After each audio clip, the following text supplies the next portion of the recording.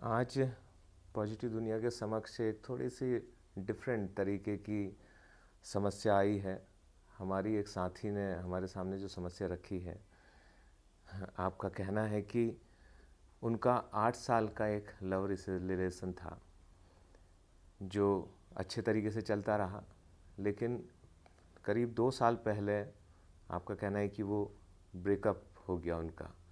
लेकिन फिर भी वो जो 2 साल थे वो पूर्णतः ब्रेकअप जैसा तो नहीं हुआ, ऑन ऑफ चलता रहा। इसका मतलब थोड़ा बहुत उनकी बातचीत या हल्का फुल्का मिलना जुलना, लेकिन वो इंटेंसिटी नहीं थी। एक प्रकार से ब्रेकअप टाइप का ही था। पिछले 2 साल से ऐसा चल रहा है।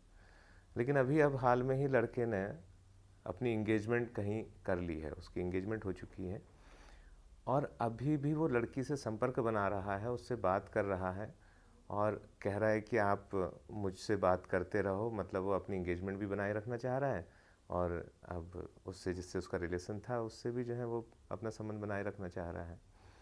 अब जो लड़की है वो बड़े कन्फ्यूजन में है कि मुझे ऐसी स्थिति में क्या करना चाहिए। देखिए, बड़ी जायज़ सी बात है, आपको कन्फ्यूजन होगा। क्यों कन्फ्यूजन होगा आपको? क्योंकि आपका 8 साल का रिलेशन था और उस 8 साल के रिलेशन में आप बड़ी डीपली उसमें इन्वॉल्व रही हुई होंगी रिश्ते में। मैं समझता हूँ कि आप इतना बेइंतहा और बेहद उन्हें प्यार करती होंगी कि ज़िंदगी आपको बहुत स्वर्ग जैसी लग रही होगी। आपको सपने भी उसके आते होंगे, सोते जागते उसके बारे में सोचती होंगी, हो सकता है घंटों उससे बात करती हों। तो पूरी जो दुनिया है ना, वो अलग ही नज़र आती होगी आपको। और आप अंदर से ऐसा सोचती होंगी कि मेरी ये ज़िंदगी क्या, मेरी आने वाली ज़िंदगी भी जो है सातों जन्म इसी के साथ बीते।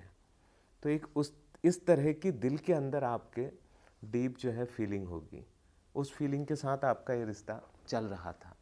तभी आज जो स्थिति आई है आपकी इस कन्फ्यूजन की।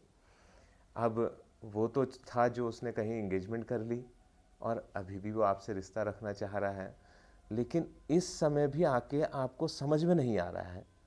भाई समझ में क्यों नहीं आ रहा है? मैं समझता हूँ कई सारे लोग जो इस समय हमें सुन रहे होंगे वो तो ऐसा समझ रहे होंगे कि भाई इसका तो सीधा सा आंसर है। लेकिन अगर आपकी स्थिति देखी जाए तो आंसर सीधा सा नहीं है। आप उससे दिली इतना अटैच रही हैं कि आज भी आपके दिल में कहीं ना कहीं ये आस होगी कि काश वो मेरी ज़िंदगी में लौट आता। काश जो 8 साल हमने जैसे बिताए, मेरी आगे की सारी ज़िंदगी ताउम्र पुनः उस तरीके से बीत सकती। वही एक अंदर की फीलिंग उसके लिए उसे पाने की, या उसे हम कहें कि उसके प्रेम का लालच है जो आपको इस समय कंफ्यूज कर रहा है कि मुझे क्या करना चाहिए। देखिए, वह सीधा सा जो आंसर है वो तो इस प्रकार से ही कहता है कि ये आपकी ज़िंदगी में आने वाला एक रेड सिग्नल है जिसे आपको यहाँ पर पहचानना होगा। ये खतरे की घंटी है, एक खतरे का सिग्नल है कि अगर आपने यहाँ पर सही डिसीजन नहीं लिया तो आने वाली लाइफ आपकी और ज़्यादा कॉम्प्लेक्स हो जाएगी। अभी तो जो भी आपका पिछले 2 साल से चल रहा था, मैं समझता हूँ कि 2 साल पहले जब ब्रेकअप हुआ होगा उस समय वो समय रहा होगा जो बहुत बड़ा चुनौतीपूर्ण और संघर्ष का रहा होगा। उसके बाद धीरे धीरे जो 2 साल बीता ना, उसमें आप इतनी मजबूत हो गई होंगी उस एक दूसरे की विदाई के दर्द से कि इसको झेलने के लिए आप तैयार हो गई। आप खुशकिस्मत हैं कि आपको पिछले 2 साल ऐसे मिले हैं कि सडन ब्रेकअप नहीं हुआ आपका, थोड़ी थोड़ी बातचीत होती रही। और इस दौरान आप अब इतनी मजबूत हो गई होंगी कि अब आप एक डिसीजन ले सकती हैं। बेशक आपके अंदर उसको पाने की आस होगी, तभी आपको भी एक लालच है कि वो बात कर ले तो क्या मैं बात कर लूं, लेकिन नहीं, आपको आज यहाँ पे डिसीजन लेना होगा कि अब आप उससे बात नहीं करेंगी। अगर करेंगी तो आप आने वाली ज़िंदगी की मुसीबतें अपनी बढ़ा रही होंगी। देखिए, मैं समझता हूँ कि अगर वो आपसे बेइंतहा मोहब्बत या इश्क कर रहा होता तो इंगेजमेंट तो नहीं ही करता वो। भाई उसे इंगेजमेंट करने की क्या ज़रूरत थी? उसके पास तो ऑप्शन था ना, उसकी तो कहीं शादी नहीं हुई थी, कोई इंगेजमेंट नहीं हुई थी, आप ही थी उसकी ज़िंदगी में। आप ही से रखता ना रिश्ता। तो इसका मतलब जिस नज़र से, जिस वैल्यू से आप उसे देखती हैं, उस नज़र उस वैल्यू से तो आपको नहीं देखता है। जिस बेइंतहाई, जिस इंटेंसिटी के साथ आपने उससे इश्क मोहब्बत की, उस इंटेंसिटी, उस बेइंतहाई के साथ वो आपसे इश्क और मोहब्बत नहीं करता है। करता तो वो एंगेजमेंट नहीं करता। मैं समझता हूँ आप समझ रही होंगी।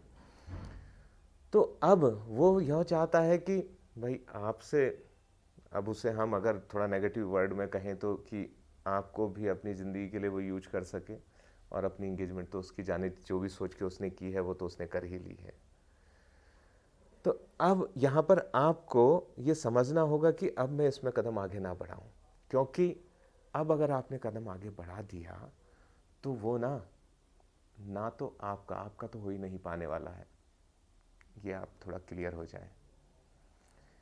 ना वो आपका हो सकेगा, और ना ही जिसके साथ उसने एंगेजमेंट किया, ना ही वो उसका हो सकेगा। तो ना आपको वो आपको पूरा मिलेगा, ना वो उसको पूरा मिलने वाला है। और आप एक वजह उसका रिश्ता खराब करने की भी बन रही होंगी, जो नई लड़की उसकी ज़िंदगी में आ रही है, जिसकी कोई गलती नहीं है। आप से बस इतनी सी चूक हुई कि आपका जब उससे रिश्ता जुड़ा तो आप भावनाओं के वश में आ गई, और आप उसे पहचान नहीं पाई कि क्या उसकी इंटेंशन, उसकी फीलिंग्स आपके लिए ट्रू थी, सच थी, प्यार सच्चा था, और आप रिश्ते में आगे बढ़ती गई। और ऐसा मकाम आया कि उसने जितने समय आपके साथ बिताने थे वो भी बिताए अपनी मर्ज़ी से, पसंद से। आज उसे कोई ऑप्शन आपसे बेहतर नज़र आता है तो वो उस तरफ चला गया, और अभी भी उसे लगता है आप सिंगल हैं तो वो आपके पीछे भी आ रहा है। आप नहीं जाएंगी, आपको ये ध्यान रखना है, आप नहीं जाएंगी। और मुझे विश्वास है जो पिछले 2 साल आपने ऑन ऑफ के बिताए हैं, उस समय आप इतनी मजबूत ज़रूर हो गई हैं कि अब आप अपना रिश्ता, अपना रास्ता बदल सकती हैं। आप एक अलग अपना सफ़र चुन सकती हैं। आप उस पर आगे बढ़ेंगी, इधर बिल्कुल भी नहीं जाएंगी, अपने लिए मुसीबतों को दावत नहीं देंगी। अब आप उसे अपनी ज़िंदगी के हर पन्ने से डिलीट कर दीजिए, हर पहलू से ब्लॉक कर दीजिए। चाहे उसे आज के ज़माने में फ़ोन कहते हैं, और या फिर हमारी पूरी ज़िंदगी में फीलिंग्स कहते हैं, या आपके घर का दरवाज़ा, या आपके रास्ते का, या मिलने का हर दरवाजे को आप ब्लॉक कर दीजिए। अपनी नई सोच के साथ ज़िंदगी में आगे बढ़िए। आपको ताकत मिल चुकी है पिछले 2 साल में, आप आराम से आगे बढ़ सकती हैं। मैं आपके लिए शुभकामना करूँगा कि आपका समय बेहतर हो, और आप अपना एक रास्ता चुनने का निर्णय ले सकें और सही रास्ते पर बढ़ें। मैं यही कामना करूँगा कि आप सही मार्ग पर आगे बढ़ें। आपको बहुत शुभकामनाएं।